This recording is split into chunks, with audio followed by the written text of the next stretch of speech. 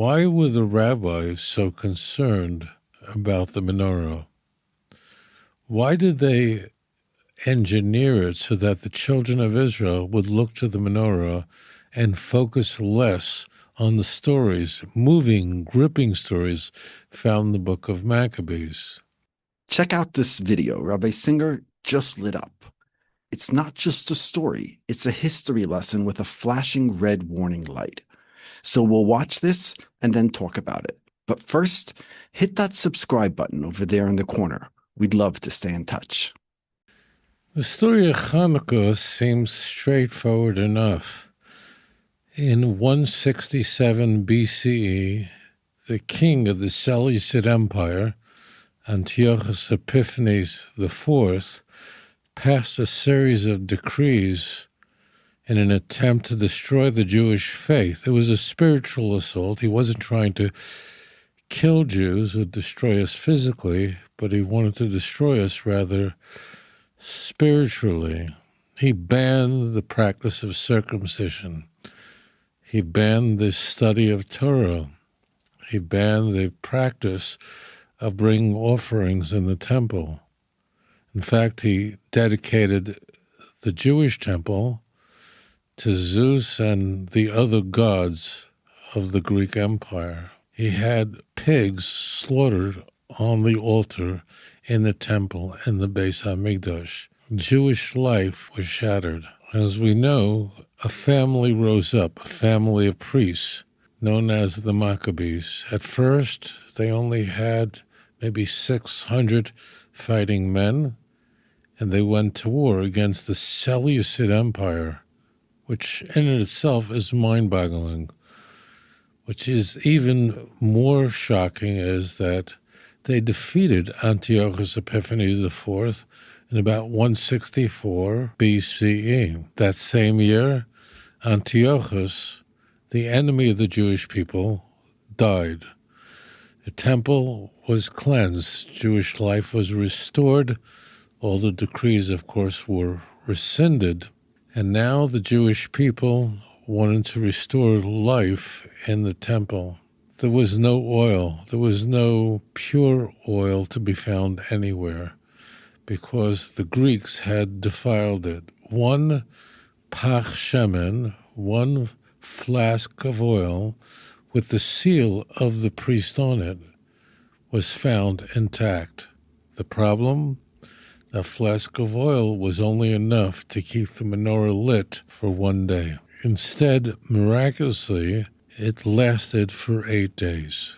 So yes, there was one flask that was still pure. But why did they just focus on making it impure? Why didn't they break the flask? In order to figure this out, we're going to look at the book of Maccabees and try to understand why this wasn't included in the Torah. As it turns out, almost everything you heard is found in the book of Maccabees. Maccabees 1 was written originally in biblical Hebrew. It doesn't survive in Hebrew. It survives only in Greek. Maccabees 2 was originally written in Greek. But these are the two major sources for the information you heard, with one exception. The book of Maccabees was not interested in the miracle of the menorah, the oil that was only enough for one day, lasting 8 days. However, the book of Maccabees provides vital information about the war, about the miracle of defeating the Greek Empire, the Syrian Greek Empire, the courageous attempt by the Jewish people to maintain their faith, the defeat of Antiochus Epiphanes IV. We know all of that from the book of Maccabees, except for the lighting of menorah. The story of Chanukah takes place in the exile that we call Yavan. The word Tzion is Yavan with a tzaddik in front of it. Interestingly enough, Tzion and Yosef, Antiochus and Melech Yavan all equal 156. If I lost you, we're going to unpack it after this video. Take a look.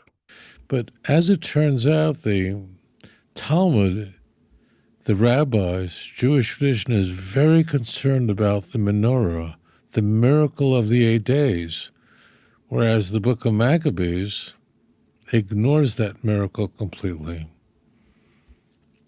What's going on here?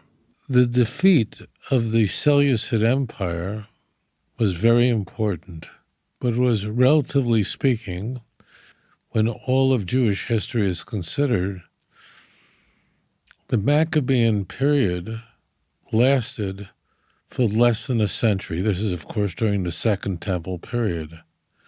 Moreover, the Maccabean family, which started out with nothing less than heroes, unfortunately, as many revolutions go, went off the path. The Maccabean dynasty eventually had descendants that would usurp the kingship, call themselves kings. Why would this be a problem? Because the Maccabean family were priests, they were Kohanim. They were misappropriating the Davidic promise, the Davidic dynasty, which is reserved for the descendants of David and Solomon alone. See 2 Samuel chapter 7, verse 12 through 16. Many other problems emerged in the generations that would follow in the Maccabean period during that dynasty that would end when Pompey, the Roman general, would enter Jerusalem in the early 60s BCE, and that would begin the Roman conquest of the land of Israel, and you know where that went. You see, this shift from the military victory to a spiritual recognition is the key to understanding of why Chanukah is the darkest time of the year. Let's take a look at Rabbi Singer explaining this, and then we're going to look into the book of Daniel, into the vision of Nebuchadnezzar, and what this means today. Let's take a look. Why were the rabbis so concerned about the menorah? Why did they engineer it so that the children of Israel would look to the menorah and focus less on the stories, moving, gripping stories found in the book of Maccabees? The Maccabean Empire didn't stay with us. It was only a brief moment in Jewish history, an important one, but it was brief, it was temporal. But the miracle of the lights remains with us. The message, the Almighty, blessed be His holy name, is conveying the following. Even in the darkest time of the year, even when you think all hope is gone, I love you. Here is my light. We, in turn, want to express our gratitude. When someone says, I love you, the natural response is, I love you too. What do? We show God the light. We take a menorah, a Chanukah, with 8 candles. We don't use it for utilitarian reasons, like Sabbath candles, where we enjoy the light and we use it in order so that we can just manage our way in a dark room during the Sabbath. Oh no, we're not supposed to enjoy it, but rather everyone should see the miracle. God shines the light on us, and in turn, we publicly show the light back to God. Our message, we hear you, God, and we love you too. Think about this for a moment. Chanukah, the festival we're celebrating now,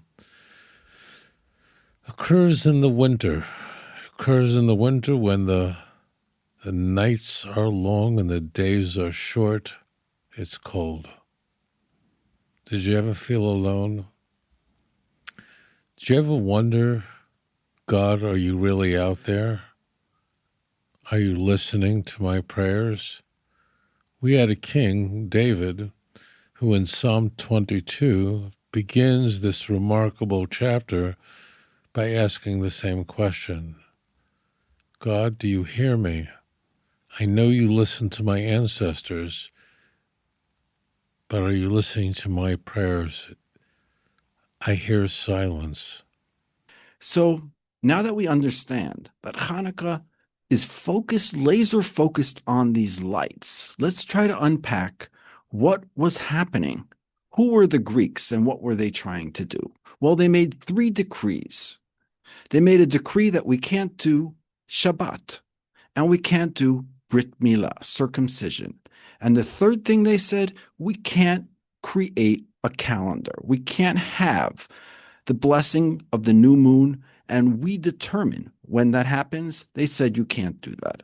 Furthermore, they said, I want you to write on the horn of an ox that you have no connection to the God of Abraham, Isaac, and Jacob. Why did they want this? You see, the Greeks were after the intellectual part of the Jew.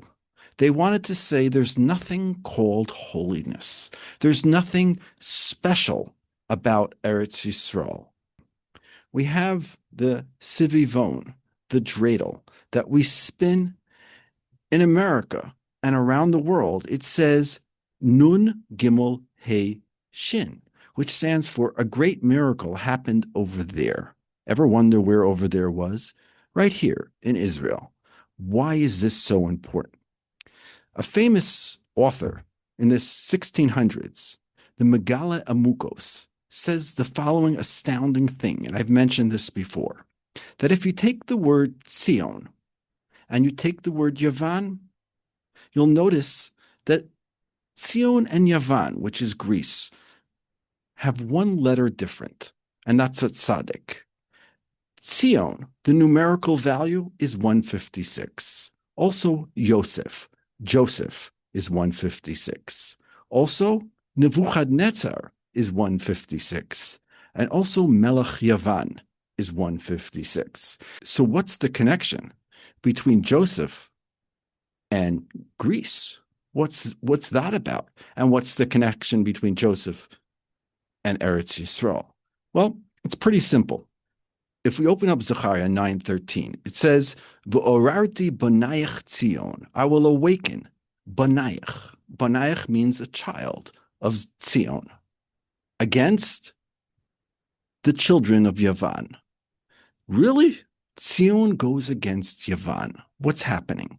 What does this mean?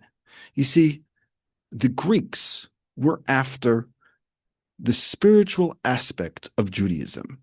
They wanted to say that there's nothing special about the Jews.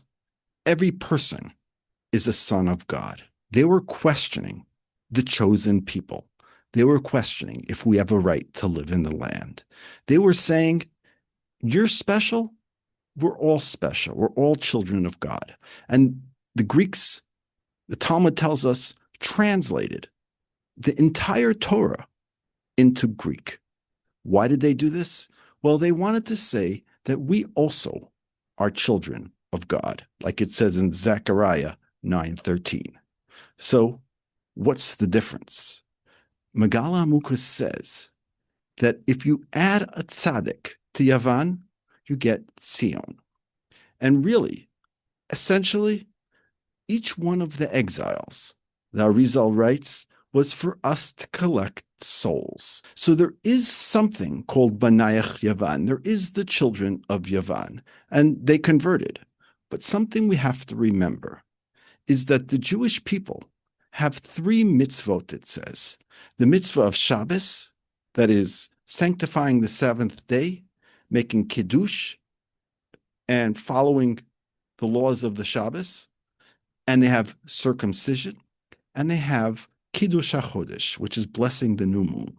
All 3 things have to do with being children of God. And the question that the Greeks were asking was, can everybody be a child of God? The answer I'll give is anybody could convert. But the Jewish people have a special connection to God.